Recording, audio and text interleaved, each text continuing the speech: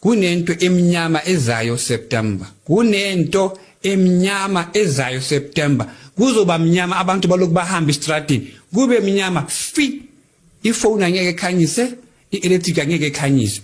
uJesu uzobamba the power of electricity. Akuna technology ezosebenza ngoba ufuna ukuthi kube mnyama. So maka ufuna ukuthi kube mnyama, akuna Apollo light ezokhanyisa the whole world.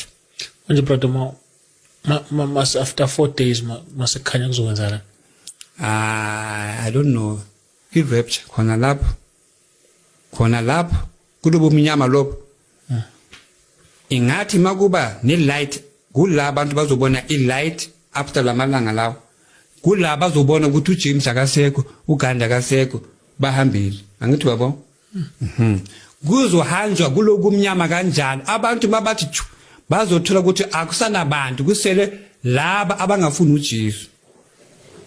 Ubumnyama lo kuza nento enkulu bazalwane no September. I am telling you.